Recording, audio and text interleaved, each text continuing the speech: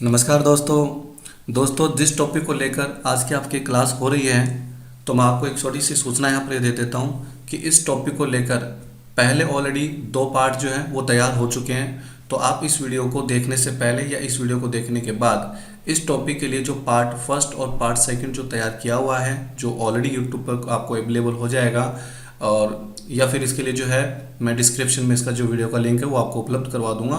तो आप उन दोनों पार्ट्स को जो है दोस्तों ज़रूर देख लें, इसलिए ताकि ये टॉपिक 100% A to Z आपका जो है वो क्लियर हो जाए, क्योंकि ये पूरा टॉपिक जो है वो एक ब्रॉड है, बड़ा टॉपिक है, जिसके लिए मैंने 3 पार्ट जो है वो यहाँ पर बना दिए हैं। और आवश्यकता होगी, यदि ज़रूरत लगेगी तो इसका 4th पार्ट भी जो है वो दोस्तों मैं जल्दी ही आपको उपलब्ध करवा दूंगा। ठीक है, तो बिना टाइम वेस्ट किए हम जो है आगे की तरफ बढ़ते हैं। अब दोस्तों अक्सर क्या होता है कि जो सेकंड पार्ट था उसमें मैंने आपको बताया था कि आपको CGST, SGST या जो राउंड ऑफ है दोस्तों, ये आपको नहीं लगाना होगा। मतलब यहाँ पर आपको लेज़र सेलेक्ट नहीं करना होगा, ये ऑटोमेटिक अपने आप ही आ जाता है, जैसा कि अभी आपके सामने यहाँ पर स्क्रीन में आ भी रहा है। ठीक है, बाकी जैसे हम यहाँ पर पार्टी का अकाउंट नेम सेलेक्ट करेंगे, यहाँ पर सेल्स का लेज़र सेलेक्ट करेंगे, name of item, quantity, rate देंगे और आगे बढ़ेंगे, तो आपको GST के लेज़र सेलेक्ट नहीं करने होंगे। और यहाँ पर टैक्स की जो कैलकुलेशन है दोस्तों वो भी ऑटोमेटिक आ जाएगी। और ये पूरा कॉन्सेप्ट जो है वो इसका जो पीछे का जो वीडियो था, मतलब सेकंड पार्ट था, वो मैं उसके अंदर आपको उपलब्ध करवा चुका हूँ। तो आप वीडियो ज़रूर देखें दोस्तों, ताकि टॉपिक जो है वो 100% आपका क्लियर हो सके। अब मैं इसका जो है 3rd पार्ट आज बना रहा हूँ और इस टॉपिक को मैं आगे बढ़ा रहा हूँ, तो आप इसको समझने की कोशिश करें। अब देखिए आज हम नया क्या सीखने वाले हैं दोस्तों, कि इतना सब कुछ होने के बावजूद भी यहाँ पर ये जो सेल्स का जो लेज़र, ये कॉलम आपको यहाँ पर दिखाई दे रहा है। तो दोस्तों जब आप सेल्स का जो बिलिंग करेंगे, आप इनवॉइस आप यहाँ पर बनाएंगे सेल्स का, तो हर एक इनवॉइस में आपको यहाँ पर सेल्स का लेज़र जो है वो बार बार सेलेक्ट करना पड़ता है। अब अक्सर होता है क्या है दोस्तों, जब हम GST में काम कर ही रहे हैं तो मोस्टली लोग क्या करते हैं कि सेल्स का एक ही लेज़र बना के रखते हैं और एक ही लेज़र से वो अपना काम कर लेते हैं। लेकिन उसके बावजूद भी हर एक एंट्री के अंदर उनको सेल्स का लेज़र खुद को यहाँ पर बार बार सेलेक्ट करना पड़ता है, जैसा कि अभी मैं कर रहा हूँ और आप भी दोस्तों इसी तरीके से काम कर रहे होंगे। ठीक है, उसके बाद हम name of item, quantity, rate, यानी जो भी आगे की जो डिटेल्स है वो हम दे देते हैं और टैक्स का जो कैलकुलेशन वो ऑटोमेटिक हो जाता है। तो दोस्तों आज मैं आपसे ये चीज़ शेयर करना जा रहा हूँ कि हम एक ऐसे सिस्टम को, एक ऐसे कॉन्सेप्ट को यूज़ करेंगे। उसके बाद दोस्तों क्या होगा कि आपको यहाँ पर सेल्स का लेज़र भी सिलेक्ट नहीं करना होगा। ठीक है, तो आपका काम का बर्डन कम हो जाएगा, आपके काम करने की स्पीड बनेगी। ठीक है, तो दोस्तों उसके लिए अब आपको क्या करना है वो आप ध्यान से देखिए।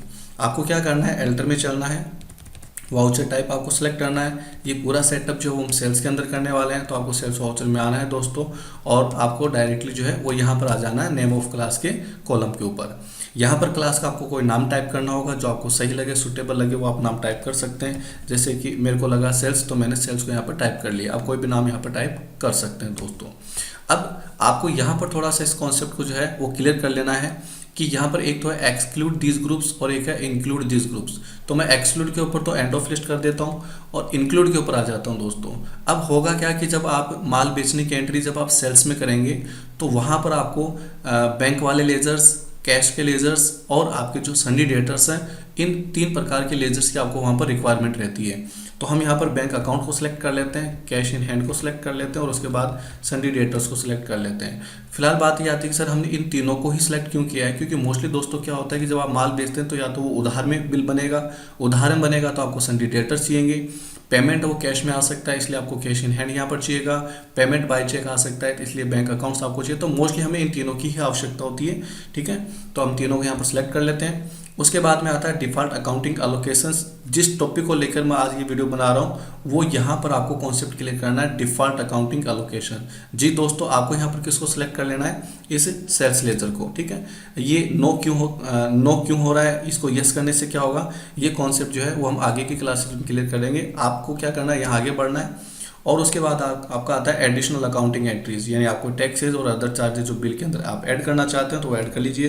तो दोस्तों मैं यहाँ पर कर देता हूँ CGST, उसके बाद मैं ऐड कर देता हूँ SGST, और उसके बाद आप चाहें तो यहाँ पर राउंड ऑफ भी लगा सकते हैं। राउंड ऑफ लगाने के बाद आपको यहाँ पर लेना है एज टोटल अमाउंट राउंडिंग, उसके बाद आप नॉर्मल राउंडिंग लेंगे और यहाँ पर आप राउंडिंग जो लिमिट है दोस्तों वो क्या करेंगे, 1 टाइप कर देंगे।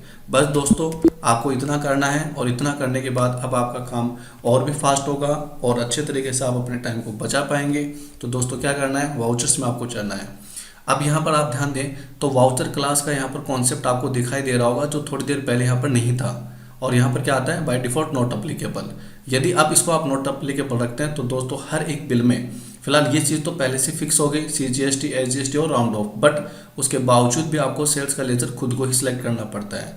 तो आज का जो कॉन्सेप्ट मैं आपको बता रहा हूँ उससे आपको क्या फैसिलिटी मिलने वाली है वो आप खुद ही देख लीजिए। आपको क्या करना है दोस्तों, F8 बटन यहाँ पर दोबारा प्रेस करना है।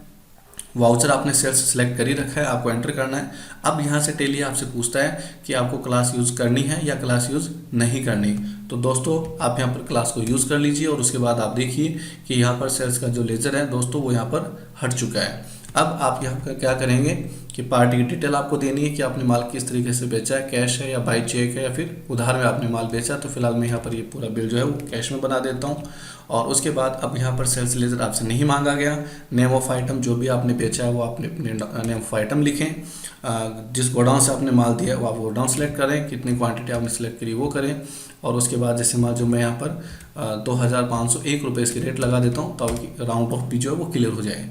ठीक है दोस्तों, ये जरूर ध्यान रखिए कि राउंड ऑफ वहीं आएगा अमाउंट जहाँ इसकी ज़रूरत होगी। ठीक है, प्लस करना है या माइनस करना है वो डिसीजन टेली का होगा, वो ऑटोमेटिक ले लेता है राउंड ऑफ। ठीक है, पैसे कम भी करता है कुछ ज़्यादा भी करता है, वो क्यों करता है वो आपको पता है इस चीज़ का। ठीक है, तो इस पर हम ज़्यादा डिस्कस यहाँ पर नहीं करेंगे। तो इस प्रकार आपको ये काम करना है। तो दोस्तों उम्मीद करता हूँ कि इस कॉन्सेप्ट को यूज़ करने के बाद जो एक एडवांस फैसिलिटी मैंने आज आपको बताई कि आपको सेल्स का लेजर भी सिलेक्ट नहीं करना होगा, तो वो आपने यहाँ पर देख लिया है। उम्मीद करता हूँ समझ में आ गया होगा। और दोस्तों वीडियो और टॉपिक यदि आपको अच्छा लगा हो तो आप इसको लाइक ज़रूर करें, कमेंट आप ज़रूर करें कि आपको टॉपिक कैसा लगा, आपको क्या इसमें एक्स्ट्रा सीखने को मिला। और उसके बाद एक काम आपका जो है हमेशा जो इम्पोर्टेंट रहता है आप ज़रूर करें, वीडियो को शेयर करना दोस्तों बिल्कुल भी ना भूलें। तो जल्द ही मिलते हैं इसका एक नया कॉन्सेप्ट और मैं आपको जो है तैयार करके देने वाला हूँ। तब तक के लिए आप इस टॉपिक को तैयार कीजिए। फर्स्ट और सेकंड पार्ट दोस्तों आप ज़रूर देखिएगा।